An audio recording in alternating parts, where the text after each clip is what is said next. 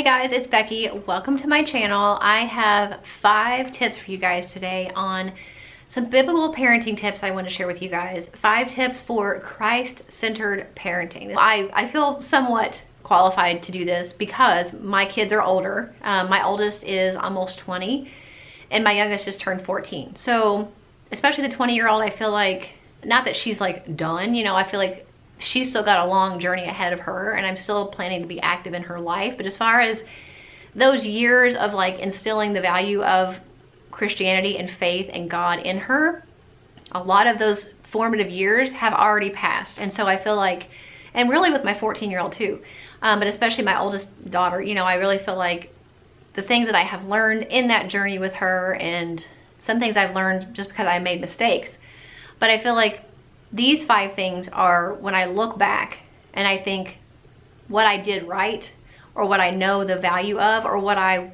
have seen now hindsight, like looking back, these things were pivotal in her life, and things that either I already did or that I did but maybe I could have done better, but I really see the value of them and the importance in them when it comes to giving your child that Christ, that, you know, that foundation in God and that love for Christ. So I will start out with a little bit of a, this is gonna sound negative, and I don't mean for it to, but if you're looking for a video that doesn't require you as the parent to do anything, doesn't require you to do any soul searching, doesn't require you to examine your own relationship with God, then this video is probably not for you. If you're looking for a free pass to not put any effort in, to not open up, you know, your own life and your own parenting and your own children to God, then this video is probably not for you. If you're looking for conviction and truth on how to raise godly kids and make God the foundation of their life and give them the best chance possible of being a Christ follower for their entire life, then this video is for you. Starting out with the first tip, and this kind of goes back to what I just said,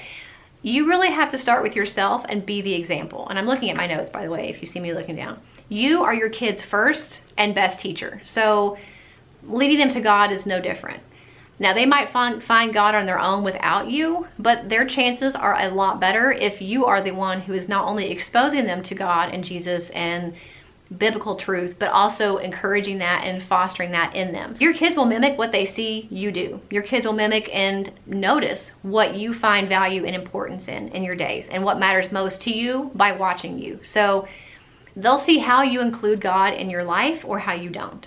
They'll see how you handle trials. They'll see how you treat others. They're watching every single thing that you do. Even not, you know, faith-based things. They're watching everything you do. They're learning how to act and how to react and how to interact with people and with God by watching you.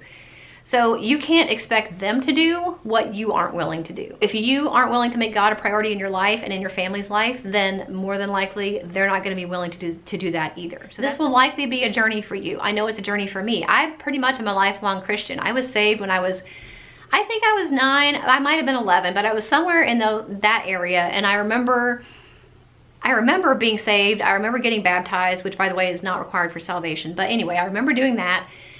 And you know, my whole life, I've known about God, I've understood God, I appreciated God, I loved God, and I followed him. But how I followed him and the depth of my relationship with him has definitely changed over the years. I've had years, you know, especially back in my early 20s, where I was like, I knew the basics, I believed in God, and I was a Christian, but I wasn't necessarily living that way sometimes. Even if I didn't have kids, I would still, I think, be on this same path where I am constantly learning about God, reading about him, trying to improve my relationship with him, and all of those things. And so I know it's a journey, and it has been a journey, and it will continue to be a journey for me until I die.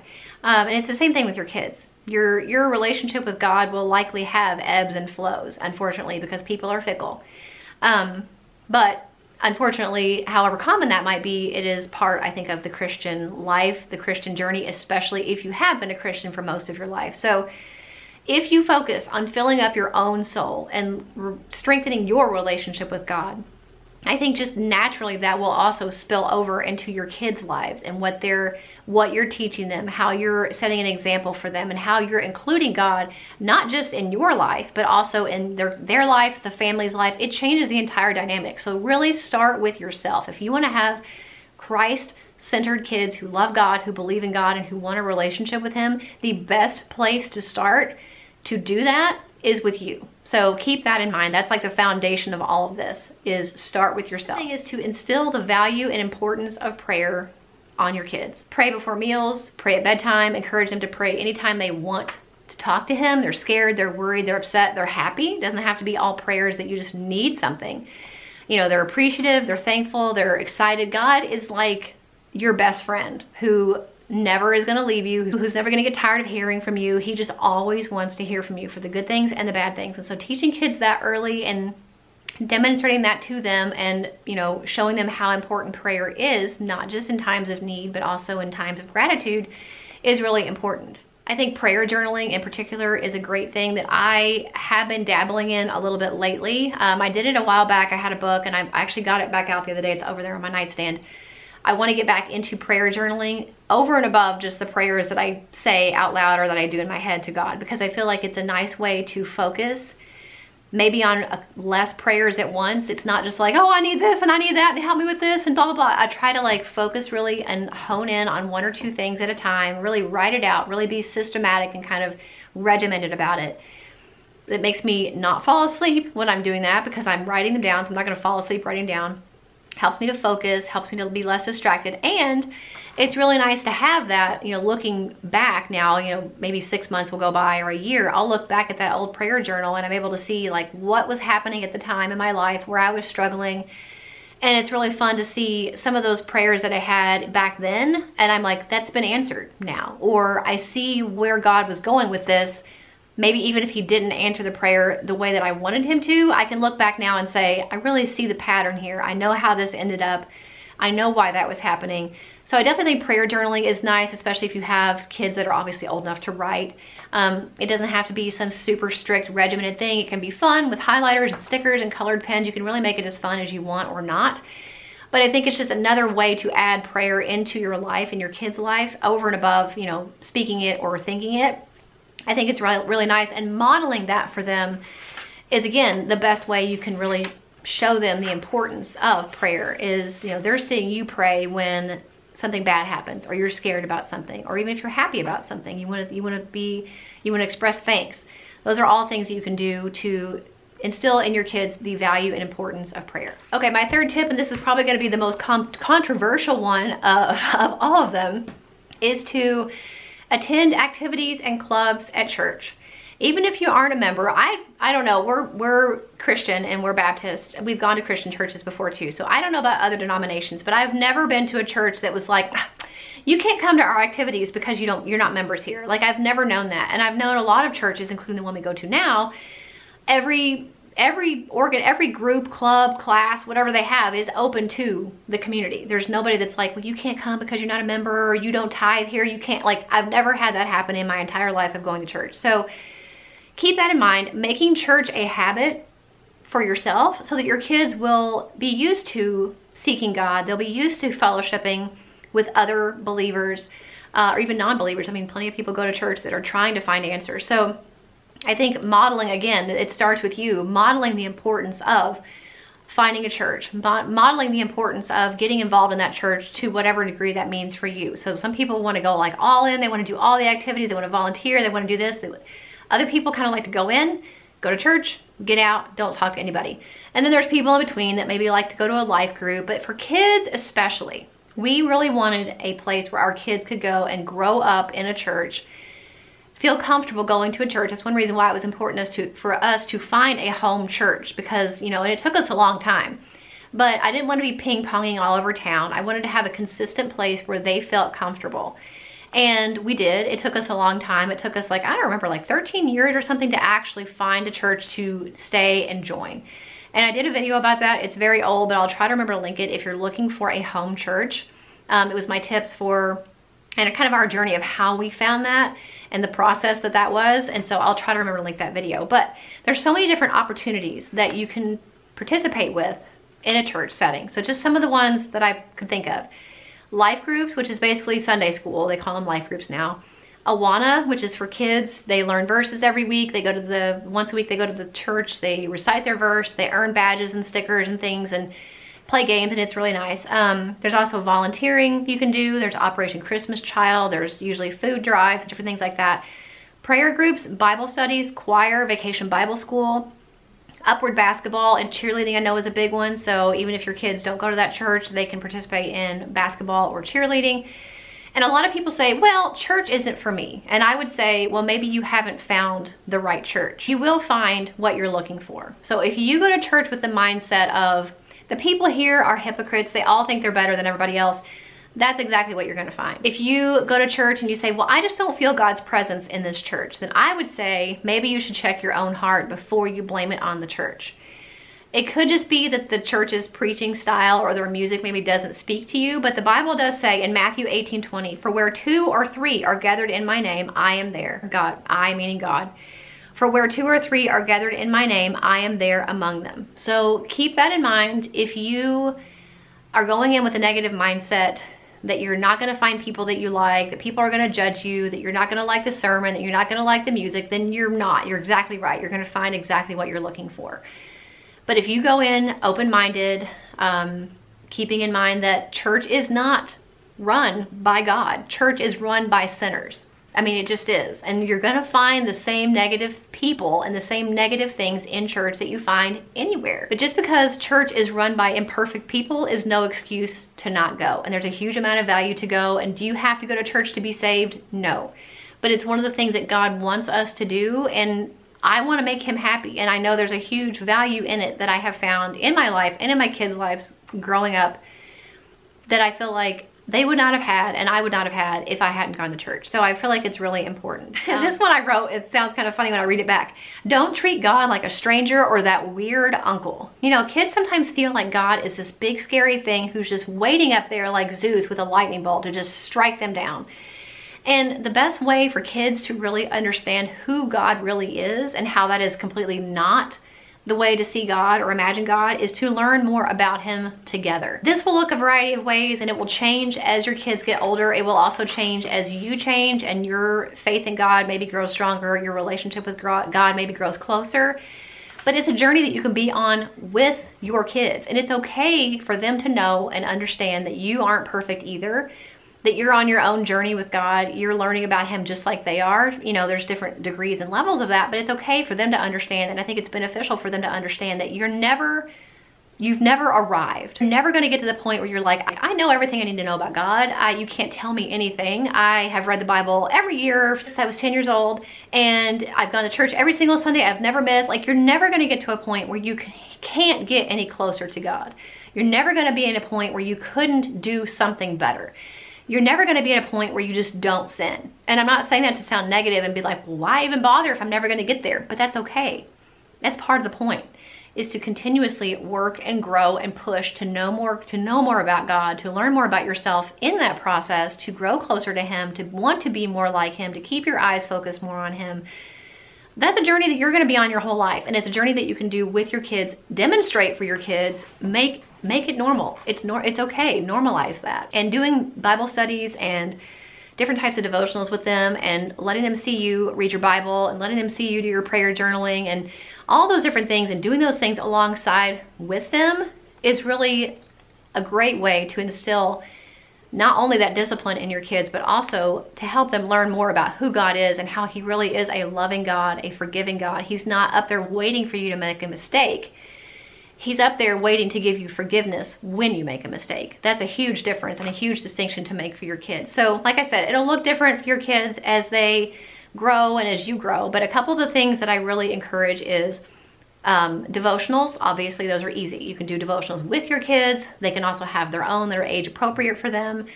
You can do family devotionals. You can do family Bible studies. Apologetics is a huge one for children and adults alike. I actually made a separate video about this. It tends to be a homeschooling video because apologetics is what I would consider something that we add to our homeschool day. But even if you don't homeschool, apologetics is basically just the study of defending your faith and why you believe what you believe.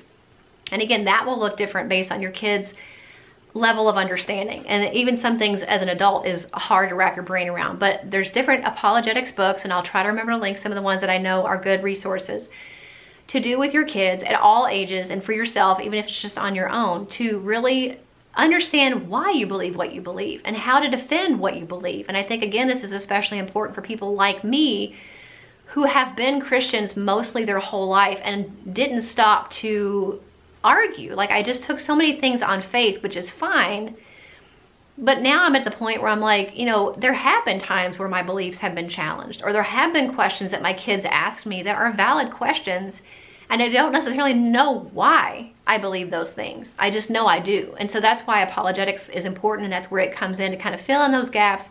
Really helps you to not only defend what you believe to other people, but to explain why you believe what you believe to your kids, and that's really important. So, like I said, I'll link some of the resources I have, but learning about God, keeping him a topic of conversation in your life, and even though we can't physically see him, not making him feel like this big ominous threat up in the sky that just wants to, you know, wants us and is waiting for us to mess up. I think that's a huge thing that you can instill in your kids that is not the way that it is, and the best way to do that is to learn as much about him as possible. And the last tip is to practice gratitude and place appreciation where it belongs, which is on God. So research has shown that, and this is like non-believing people, just general science that don't care about God or whatever.